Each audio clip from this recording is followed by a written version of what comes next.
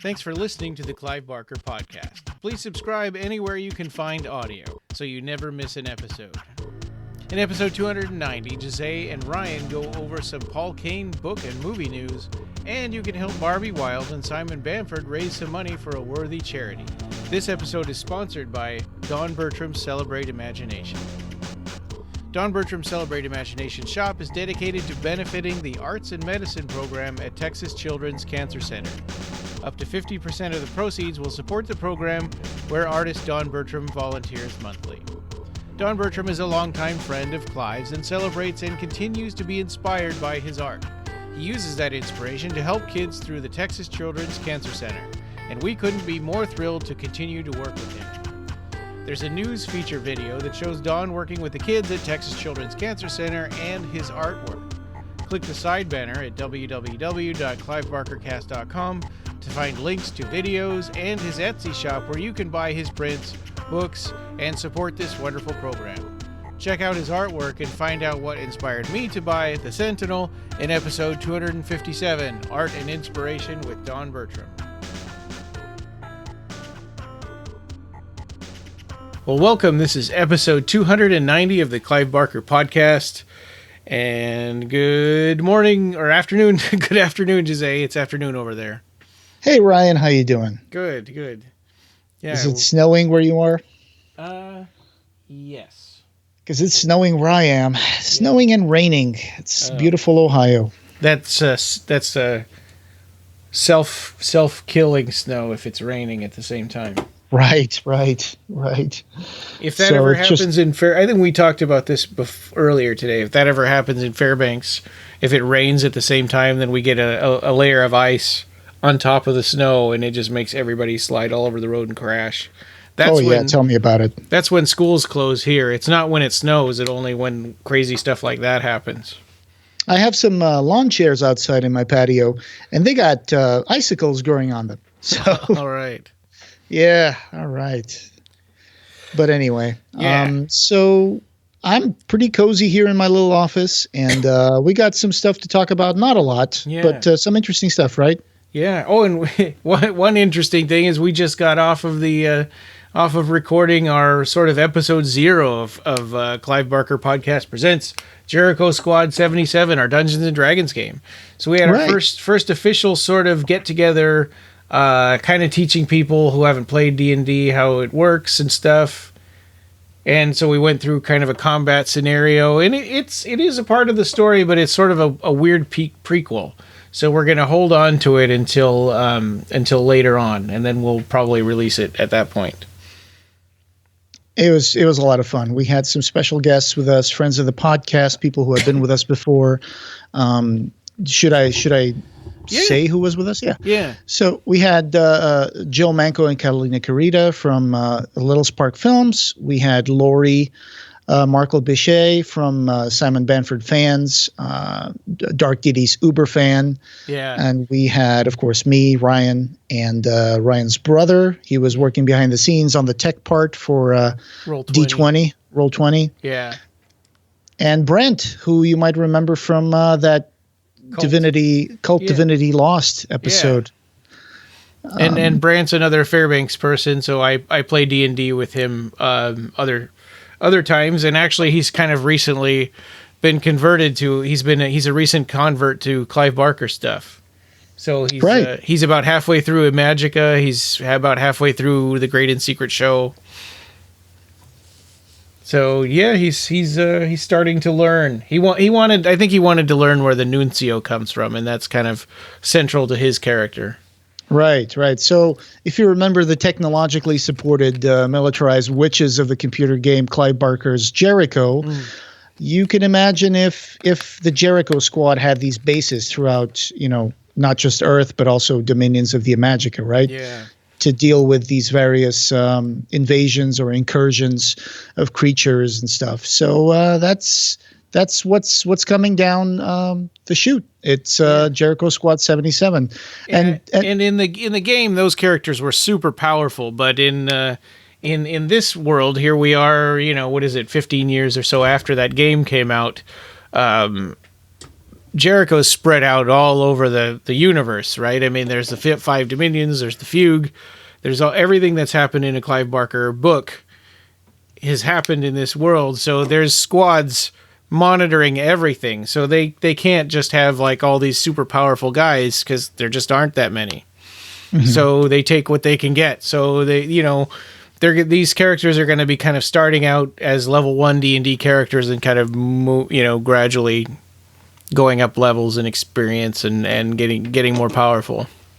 Yeah. At the end of the game, I already had 60 experience points. That's right. Yep. Yeah. Just 5 more of these and I'll be able to get to level 2. Yeah. And I'll probably go through and think about what happened during the during the game and give some more experience based on choices that people made and stuff too.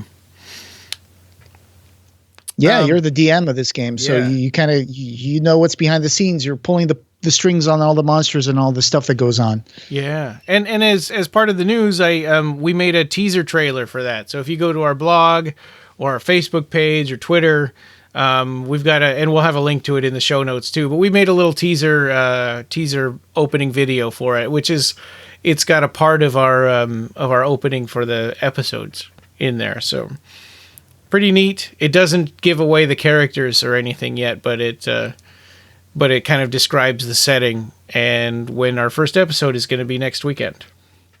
Fantastic. I can't wait to play again because this was a lot of fun. And it's going to be the feature for 2021. Yeah, I'm looking forward to it. I was nervous, but after today, I'm feeling a lot more less nervous, and I'm more just fun excited. Yeah. We also want to just plug here the TeePublic store that we have. If you remember our fundraiser, Cell World, we showed a few models of T-shirts that we have on sale.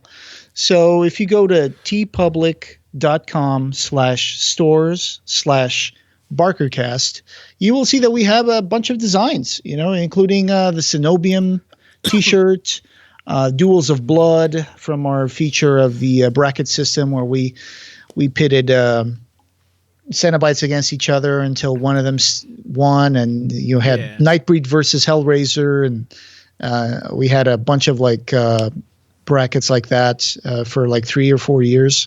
Yeah. And you'll see the beautiful T-shirt that Markus painted a portrait of Pinhead, and we made that into a T-shirt, which I'm actually wearing right now. Nobody can see me because it's just a podcast. But and not only do you have that T-shirt, you actually bought the original painting, right? Yeah, I did. I bought the original artwork from Marcus Williams' store on Etsy, and now I feel like I should plug his store. Hang on, I don't know if I can. I'll look it up and I'll plug it once I have the link. But go to teepublic.com/stores/BarkerCast, and you can get some nice swaggy T-shirts to promote us and promote our show. Yeah. Well, and first in our news, Paul Kane's has a book out called The Color of Madness, and I believe it's out right now from Luna Press. And it also is on audiobook at Encyclopocalypse. That's right. Yeah. The Color of Madness. It's a tie-in book to the movie Sacrifice, which is based on a short story that Paul Kane wrote years ago called Men of the Cloth. It was produced and developed by Loose Cannon Films, and now it's a movie with Barbara Crampton, which you might remember from such movies as From Beyond, that we made a commentary track for. Reanimator. Reanimator. Which I haven't seen yet. I still need to watch that one. Really? Yeah. I saw a lot From Beyond with you guys, but I haven't seen Reanimator yet. Yeah, Body Double, with the drill kill thing. Yeah. You're Next. It's a really cool bit of news that this story got made into a movie. Paul Kane's story got made into a movie. They already had some stuff like The Torture, of course, that also got made into the movie by Little Spark Films, and there was another one that got adapted, wasn't there? Let me see if I remember that. I know there was another story that Paul Kane wrote that got adapted to a movie. Right now, it's escaping me. I'll bring it up later. But Okay. but yeah, Encyclopocalypse's version on Audible is there. It's narrated by Paul Kane. Narrated by Christian Francis. And I've already found it on Audible and downloaded it there so I can listen to it. Oh, there you go. Hey, I got 3 credits on Audible. Let me just confirm that purchase myself. Yeah, and I'm thinking, because we have been sort of talking about having Paul Kane on in a month or so, and then we'll by that point we'll have seen the movie and read the book, and we can talk about Hellraisers, the interview book. Yeah. So yeah, that'll be fun. It'll be great having him back on. He's been an awesome guest. I think we've had him on twice, right? Yeah, we spoke about the was it Snow or was it the Red? one with the wolves? Yeah, Red. Yeah, that was it. So yeah, I found out that he already had some stories made into movies like The Opportunity, The Weeping Woman, and The Torturer. So now he has one more, Sacrifice. Yeah, and you can see little trailers for Sacrifice all over Facebook. That's right. And it looks like it's coming out next week on cinemas and streaming on February 5th, and then on Blu-ray in the US, and then February 9th, and on Blu-ray outside of the US. Right. I'm looking at the end of the trailer, and this probably is just for the US, but on VOD February 9th and on Blu-ray February 23rd. Oh, okay. So keep an eye out for that. We'll put the link to the trailer as well. Yeah. The show notes and a link to where you can find the Audible book, which I already just bought with 1 credit. I'm going to listen to you, Christian Francis. Don't let me down. Yeah. He's been narrating some stuff for Encyclopocalypse. Christian Francis has been on our podcast before. Historically, he does not like getting credit for things. But the tie-in book as well that you mentioned from Luna Press Publishing is not just the story for the movie. It's actually an anthology. So it's going to have some stuff, script extracts, behind-the-scenes pictures from the movie, the short story Men of the Cloth, which was the original novelette. It's about 11,000 words long. So they added a few more stories to it. I actually know which other stories are going to be in it. Let me just look that up real quick. St. August's Flame. It's going to have another story called Rag and Bone, which appeared before in the Mammoth Book of Best New Horror. Pay the Piper, which is another older piece from Paul Kane, a zombie reworking of the Pied Piper mythos with a sting in the tail. So I'm guessing the Piper pipes zombies, I guess. I'll find out when I read the book because we got a copy. And he's really good at twisting fairy tales. Yeah. The same with the Red Riding Hood and Snow White and stuff like that, and Sherlock Holmes story that he adapted for the Hellraiser universe. It's also going to have one for the road, which is about the 4 horsemen enjoying a few jars before the end of the world in a pub. So sounds very Terry Pratchett kind of story. Yeah. And so there's going to be a lot of good stories to read because, Paul Kane never disappoints in terms of his short stories. He's a really, really good short story writer. So I'm looking forward to the story and the book. Yeah, me too. I want to learn more about this because I've not read any of these or, and I only just recently heard about this movie and story tie-in. So yeah, that'll be awesome. It'll be nice to talk to him again because that was the other one that we talked to him about was like you just mentioned, the Sherlock Holmes and the Servant of Hell. He came on the podcast for that one. That was a great episode. And the plot for the Sacrifice film is that after his mother's death, Isaac and his pregnant wife returned to his birthplace on a remote Norwegian island to claim an unexpected inheritance. During their visit, the couple discovered dark secrets from Isaac's past. Their pleasant trip quickly turns into a nightmare when Isaac and his wife encounter a sinister cult that worships a sea-dwelling deity, and they call him the Slumbering One. I wonder who that might be. Yeah, it's pretty clear it's Cthulhu. But So they adapted the story from his Man of the Cloth short, and they changed a few things. I think usually in the beginning it was just a boy and a girl, but then they made it into a couple with a pregnant woman. And Barbara Crampton plays this police officer. I think she might be like a police captain or something in Norway. So some beautiful landscapes in that trailer, and a lot of black still waters in a freezing landscape with some tentacles thrown in for good measure. That sounds awesome. Sacrifice. Yeah. VOD and Blu-ray. It's too bad that with the whole stupid lockdown thing, we still can't go to a theater to watch this stuff. But my theater in Fairbanks closed down permanently.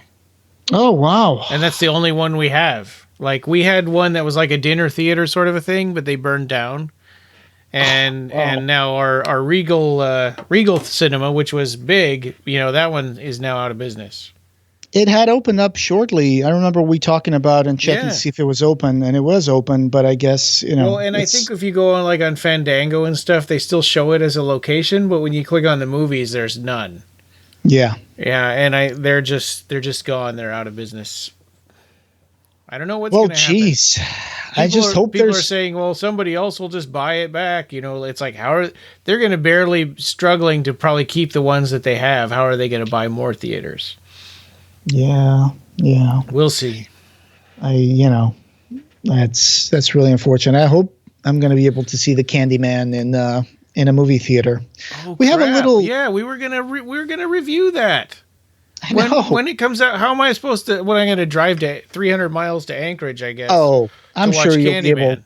I'm sure you'll be able to watch video on demand somewhere. Well, they said specifically they really don't want to have a simultaneous VOD release. That's true. They wanted it to be a theatrical experience first. I don't know. I mean, if I have to, I'll drive to Anchorage. Suffer for the art, huh? Yeah. I haven't been there in a couple of years anyway. I have a little dollar theater downtown Miamisburg called the Plaza. I saw your post on that. Yeah. Yeah. They were playing the Mad Max movie and Dark Crystal. And I'm so tempted to go there and just watch that. But which Mad Max is it? The first one. Oh, okay. Is it with the voices dubbed over? I have no idea. They probably are using a Blu-ray to screen these movies. So okay. So then maybe not then, because I think that they've sort of done away with that in the recent editions of that movie. Yeah, and this little movie theater says, hey, you're in lockdown, but if you want to rent one of our theaters for a party with your friends, you can rent up to 10 people, and it only costs $175 to screen any movie that you want. You just have to bring your Blu-ray. That's fun. And that sounds fun, but it's like, I don't know 10 people here yet. Yeah.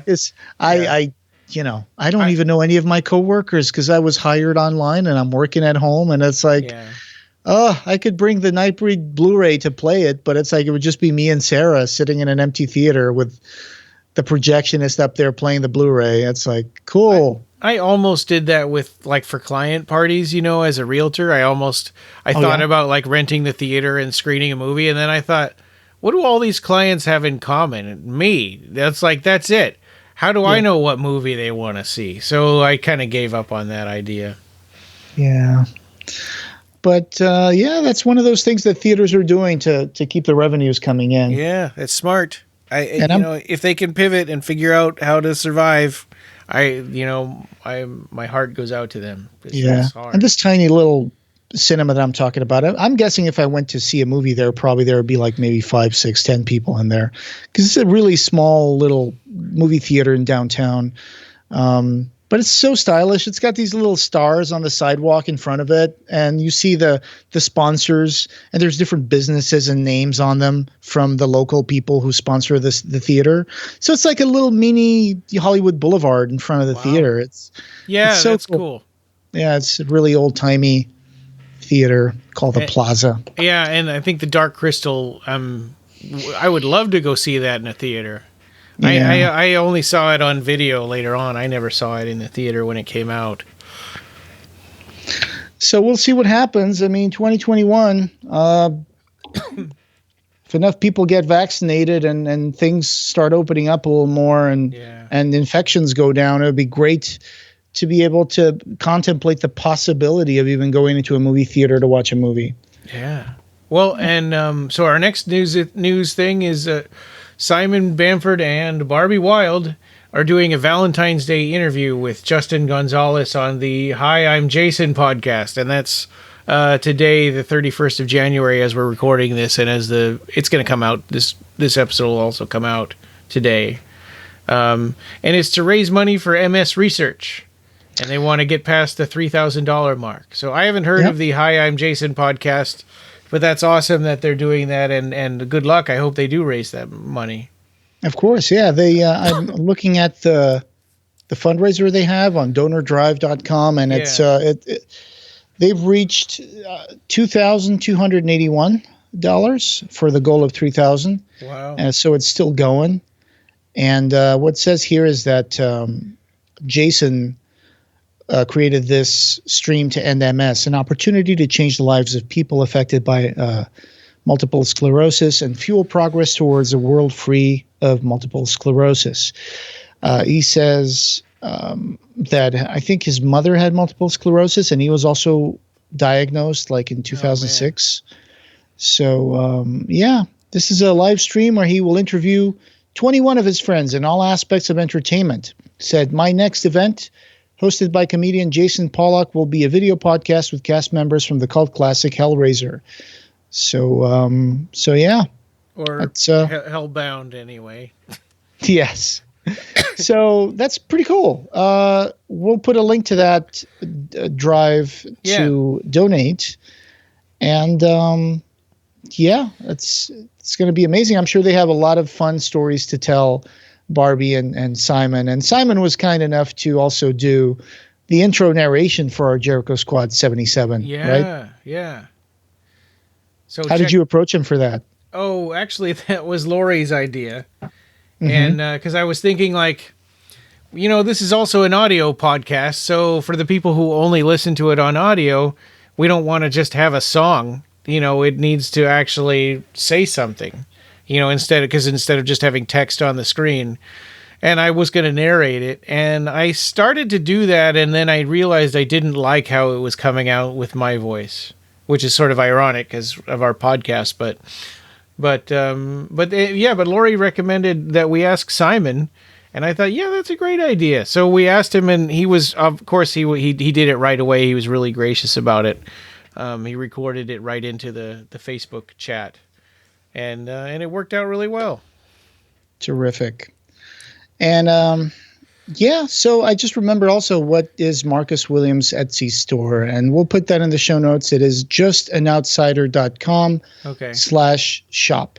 Yeah. So, but that's it for our news. And we, coming up next weekend, we're going to be doing our first official episode of Jericho Squad 77. It'll be, the part 1, and that'll be on video and audio, whichever you want to do. We'll have it we'll definitely have it on YouTube and the podcast. We may also have it on Twitch. We'll see about that. So that's a little beyond my abilities, but if somebody can help us with it, then we'll also put it on Twitch. If people want to watch it live, live kind of scares me because I like editing and fixing things, but we'll see. Sometimes there's fun stuff that happens during a live stream, and sometimes that stuff gets cut. But yeah, why not? Yeah. We've got A to Z commentaries. We'll be doing J for Japan, and it sounds like we kind of agreed on the U.S. version of Godzilla, Godzilla King of the Monsters. So we'll be talking about that one, the one where they put Raymond Burr into it. Japan. Yeah. Cool. Yeah, the American version, mm-hmm. where you see Raymond Burr narrating everything that's happening off screen. Yes. Oh my God, Godzilla just stepped on someone. Right. The horror, the terror, the humanity. I haven't seen that version since I was a kid. I mean, I've owned it, but I never watch it. I always watch the Japanese version with subtitles. Have you watched the trailer for King Kong versus Godzilla coming up? Yeah, I'm super excited about it. It looks like it's going to be similar to the new King of the Monsters. Yeah, I haven't watched that one. I have to watch that one. I thought you saw that one. Didn't you tell somebody not to watch it on Facebook?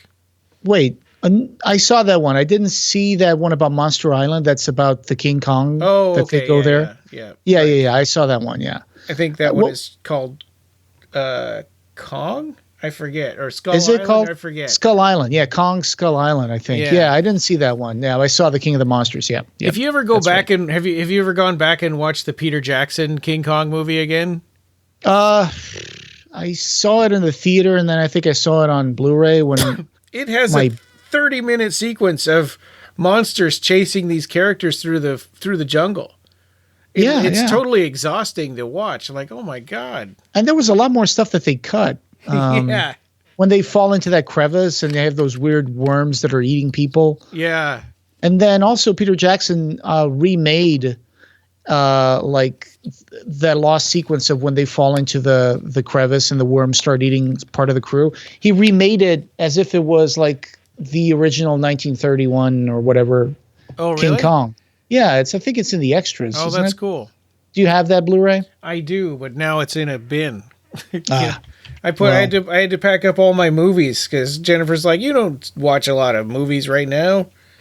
Yeah, you have to see the special features. I think there was one of those things where he reconstructed a lost sequence that was not in the original black and white King Kong movie. Oh, yeah, I'll have to check that out. But I like the newer one a little better than the Peter Jackson one. I think the Peter Jackson one's a little exhausting to watch. It's very long. It's too long.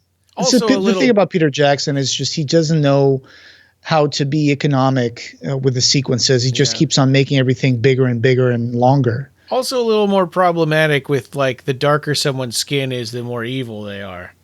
Yeah, I'm a big fan of the 1976 King Kong with Jeff Bridges. And is that the one where they had to like give him a heart transplant or something? No, that's just the one where they bring him to New York and it's just a remake. And Jeff Bridges plays like this environmental activist that was hiding to show that they were like despoiling this virgin island, and he's very much against bringing King Kong back to civilization. And then okay. Yeah, but there's some interesting sequences. I've ever seen that one. You probably should look it up. I know I've seen the original, and the poster is very misleading because it shows King Kong.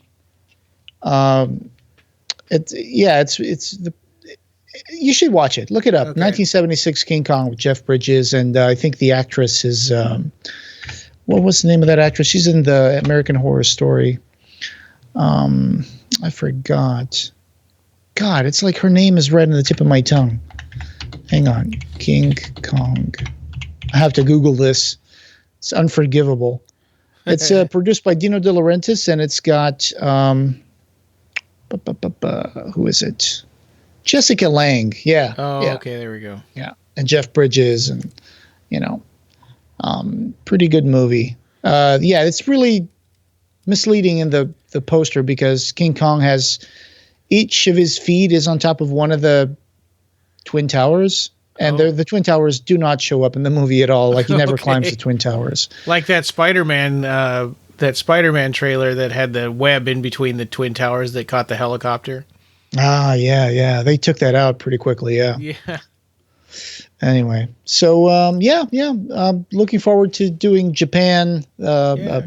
J for Japan Godzilla, the original, not the original, but the American version. And now you got me wanting to watch more King Kong stuff. Yeah, I liked that new one. And then we are going to be talking about the Clive Barker book. It's like an art book and an interview book, Pandemonium. So that'll kind of kick off our, since we had so much fun talking about art books during the Imaginer series, it made us want to go back and do the same thing with the older ones, the Illustrators and Pandemonium and Visions of Heaven and Hell. So that's what we're going to do. That's a good way for me to also get the ones I'm missing. Oh, yeah. Yeah, right. You have Illustrator 2, right? But you don't have Yes, one? that's right. Yeah, I have to find a good eBay auction to bid on for that. Well, I might be able to, because I have the hardcovers and the paperbacks, so I could probably send you the paperback of one. Sure, just for reading, and I'll send it back. If it's autographed but not like personalized, then maybe I'll probably send it to you.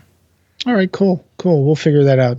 Yeah. All righty. And that was the news episode for January 31st. And should be coming up tomorrow. And go check out Sacrifice, based on the Paul Kane story. Yeah, that movie will be out in a week to go watch. So I'm planning on doing that and taking some notes. Maybe we could throw it into our audio commentaries for this year. Who knows? Hey, that would be sweet. That would be really awesome. Yeah. All right. Well, in this podcast, having no beginning, will have no end.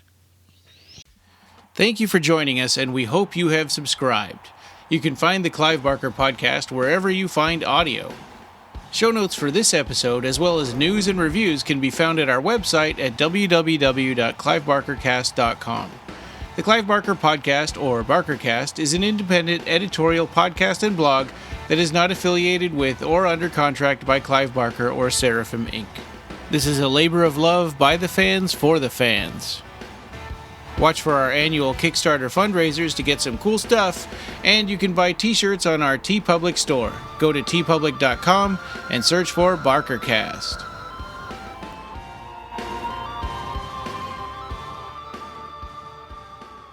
Thanks for listening.